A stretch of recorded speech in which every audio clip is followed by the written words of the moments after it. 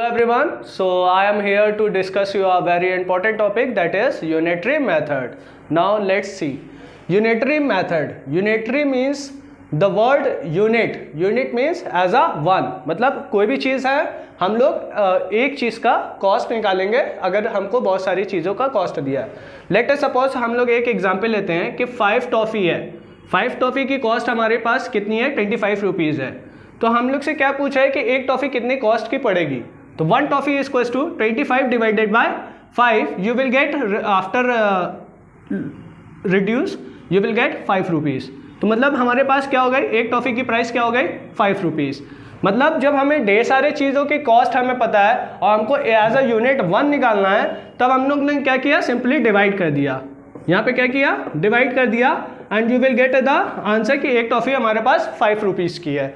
इसी तरह अगर मान लीजिए लेट अस सपोज कि एक टॉफ़ी की प्राइस हमारे पास 10 रुपीज़ है और हमसे पूछा है कि 10 टॉफ़ी की कॉस्ट क्या हो जाएगी, तो हम लोग सिंपली क्या कर रहे हैं? ये वाला 10 है मल्टीप्लाई है रुपीज़ में और ये वाले क्वांटिटी से मल्टीप्लाई कर देंगे तो हमारे पास कितना आ गया? 100 रुपीज़. इसमें क्या किया हम लोग ने? सिंपली मल्टीप्लाई किया. तो अगर आप डिफरेंस देख रहे होंगे कि अगर ढेर सारी चीज़ें हैं उसकी एज अ यूनिट हमने 1 निकाला तो हम लोग ने डिवाइड किया, और अगर 1 यूनिट का दिया हुआ है और आपसे बहुत सारे चीज़ों का पूछ रहा है तब हम लोग ने क्या किया? मल्टीप्लाई कर दिया. So let's discuss the first question, that is the cost of 11 pen in ₹253. You have to find out. Find the cost of 1 pen. 11 pens की कॉस्ट दी हुई है और आपसे कितने की कॉस्ट पूछा है? 1 पेन की. And the second question part is the cost of 24 pens, और आपसे कह रहा है कि 24 पेन्स की भी कॉस्ट निकालना है. तो आइए देखते हैं कैसे निकालते हैं. कॉस्ट ऑफ 11 पेन्स कितना दिया हुआ है? Cost of 11 pens is equal to ₹253. और मैंने स्टार्टिंग में ही बता दिया था, जब हमें क्वांटिटी ज़्यादा दी होती है और हम क्वांटिटी 1 की निकालते हैं तो हम लोग क्या करते हैं? डिवाइड कर देते हैं. Cost of 1 pen is equal to ₹253 divided by 11. ये कितने टाइम्स जाएगा? 11 1 जा, 11 2 जा 22, 11 3 जा 33. Cost of 1 pen is equal to ₹23. एक पेन की कॉस्ट कितनी हो गई? 23 रुपीज़. पहला पार्ट क्लियर हो गया. दूसरा पार्ट में है कॉस्ट ऑफ 24 पेन्स. आपके पास कितने पेन्स की दी थी कॉस्ट? 11 पेन्स की दी थी. एक पेन की कॉस्ट कितनी हो गई? 23, और हमसे पूछा है 24 पेन्स की कॉस्ट क्या हो जाएगी. ठीक है, cost of 24 pens is equal to ₹23. एक पेन की थी, मल्टीप्लाई कर देंगे. मल्टीप्लाई कर देंगे किससे? 24 से. You will get the answer. Multiply करके रफ में देख लेंगे. 23 मल्टीप्लाई बाय 24, इसको मल्टीप्लाई करेंगे. 4 3 जा 12, 4 2 जा 8 1 9, 2 3 जा 6, 2 2 जा 4. 552 रुपीज़. तो ये क्या आ गया? Cost of 24 pens. स्टार्टिंग में मैंने डिस्कस किया था कि अगर हमसे ढेर सारी पेन का कॉस्ट दिया हुआ है और एक पेन का निकालना होगा तो हम लोग क्या करेंगे? सिंपली डिवाइड कर देंगे. पर यहाँ पे क्या है कि अब हमको एक पेन की कॉस्ट पता चल गई है. अब हमको उससे क्या पूछ रहा है? ढेर सारी पेन की कॉस्ट पूछ रहा है. तो हम लोग क्या करेंगे? मल्टीप्लाई कर देंगे and you will get that कि प्राइस कितनी कॉस्ट आ रही है? 552. Now let discuss second one. Second question पे आते हैं. 14 tins contain 200 litres of oil. 14 tins में कितने लीटर्स ऑफ ऑयल है? 210. How much oil is contained in 1 tin. पहले ही मैंने डिस्कस किया था कि अगर आपसे बोल रहा है, क्वेश्चन बोला है कैपेसिटी ऑफ 14 टिन्स कितना है? 200 लीटर्स ऑफ ऑयल. 14 टिन्स में 200 लीटर्स ऑफ ऑयल रखे गए हैं और आपसे पूछा है कि एक टिन में कितने ऑयल्स आ सकते हैं. तो आप जब ढेर सारी चीज़ों में दिया है और आपसे एक चीज़ का पूछ रहा है तो आप क्या करेंगे? सिंपली डिवाइड कर देंगे. तो 210 अपॉन 14, 2 से रिड्यूस करते हैं. 2 7 जा 2 1 जा 105, 7 1 जा 7 1 जा 7 5 जा 35. कितने लीटर्स आ गया? 15 लीटर्स ऑफ ऑयल. एक टिन में 15 लीटर्स ऑफ ऑयल आने के चांसेस है या कैपेसिटी है, उसमें स्टोर है. उससे के बाद सेकेंड पार्ट क्या कह रहा है? 18 टिन्स में कितने आ सकते हैं? Capacity of 18 tins. अब आपको पता है कि एक टिन में 15 लीटर्स हो सकते हैं, एक चीज़ का दिया हुआ है और हमसे ढेर सारी चीज़ों का पूछ रहा है, तो आप क्या करेंगे, सिंपली मल्टीप्लाई कर देंगे 18 मल्टीप्लाई बाय 15, और जब मल्टीप्लाई करेंगे यहाँ पे रफ में एक मल्टीप्लाई कर लेते हैं, 8 5 क्या हो गया 40, 0 4 carry, 5 1 4 90, 8 1 8 plus 1 270 litres of oil, मतलब 18 टिन्स में 270 लीटर्स आ सकते हैं और 14 टिन्स में कितने आए थे 210। अब इसके बाद आते हैं थर्ड क्वेश्चन पे, और थर्ड क्वेश्चन क्या कह रहा है, if 8 kg rice cost 620 rupees what will be the cost of 18 kg of rice. अगर क्वेश्चन क्या कह रहा है, पहले इसको समझते हैं, 8 kg राइस की प्राइस क्या होती है, कॉस्ट क्या आती है 620 rupees, right.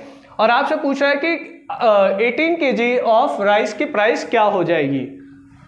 Cost of, question number 3 है ये क्वेश्चन नंबर 2 का सॉल्यूशन है, right. Cost of 8 kg of rice is equal to rupees 620।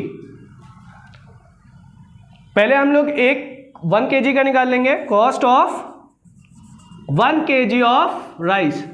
और मैंने स्टार्टिंग में ही बताया कि जब हमसे ढेर सारी चीज़ों का प्राइस मुझे दिया और 1 kg का प्राइस निकालना है, तो हम लोग क्या करेंगे, सिंपली डिवाइड कर देंगे, और डिवाइड करेंगे तो ये किससे जाएगा, 2 से जाएगा, 2 4 जा, 2 3 जा, 2 1 जा, 4 से शायद रिड्यूस होगा, 4 1 जा, 4 5 जा, 6 जा 24, 7 जा 28, 77.5 जब मल्टीप्लाई करेंगे तो हमारा आंसर क्या आ जाएगा 13,395 रुपीज़, ठीक है। अब नेक्स्ट क्वेश्चन डिस्कस करते हैं। आइए क्वेश्चन नंबर 4 डिस्कस करते हैं। If the cost of 25 bananas is ₹95, 25 bananas की कॉस्ट कितनी दी हुई है 95 rupees, right. How many bananas can be bought for ₹152, और कितने बनानास हमें मिलेंगे कितने रुपीज़ में 152 रुपीज़ में। इसको करने का मेथड भी सेम है, पर एक और अल्टरनेट मेथड बता रहा हूँ जिसको हम लोग क्या बोलते हैं, डायरेक्ट वेरिएशन, जो कि आपने प्रोपोर्शन में पढ़ा होगा कि product of extreme equals to क्या हो जाता है, product of extremes is equals to product of mean. उससे पहले हम लोग क्या करेंगे कि हम लोग रेशियोज पे लिख लेंगे। ये तो आपने फॉर्मूला पढ़ा होगा कि फर्स्ट और multiply by second is equals to क्या हो जाएगा, first multiply by fourth multiply by second and third. इससे पहले हम लोग रेशियोज किस पे बनाएंगे, बनानास है, ratio of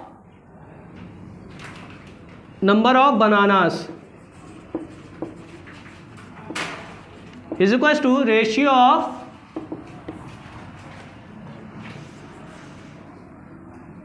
cost of bananas. अब इसकी कॉस्ट नंबर क्या है 25 है, इसकी कॉस्ट क्या आ रही थी 95 रुपीज़, ठीक है। इसका रेशियो लिख दिया, और यहाँ पे बनाना का लेटर सपोज x मान लिया, इसका रेशियो क्या हो गया 152। Product of extreme is equal to product of mean, 25 divided by 95 is equal to x divided by 152। Cross multiply होगा तो ये क्या हो जाएगा 25 multiply by 152 is equal to x multiply by 95। 25 multiply by 152 divided by 95 is equal to x, और यहाँ से x निकालेंगे, ये 5 से कटेगा, 5 1 जा 5, 5 9 जा 45, 5 5 जा 125,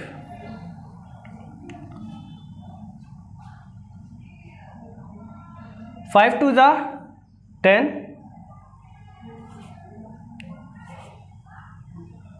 5 5 जा 25, 26, 2 कैरी, 5 1 जा 5, 760 अपॉन 19, 19 4 जा 40, एक्स स्क्वायर टू क्या आ गया 40। ये क्या हो गया आपका 40 बनानास मिलेंगे कितने रुपीस में 152 में। आइए डिस्कस करते हैं।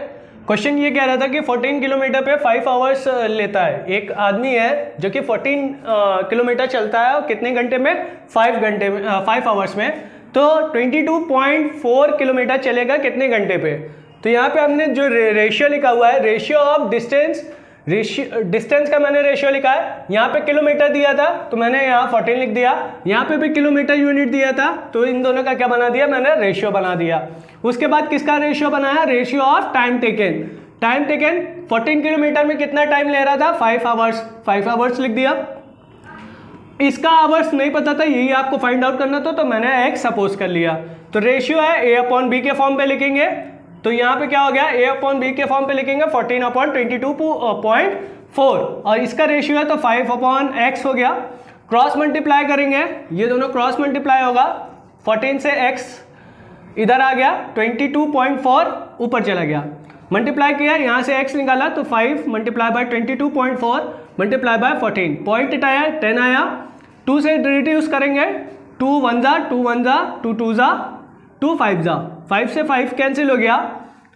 अब 2 से 7 बार, 2 से 56, 7 1 जा 7, 7 8 जा 56।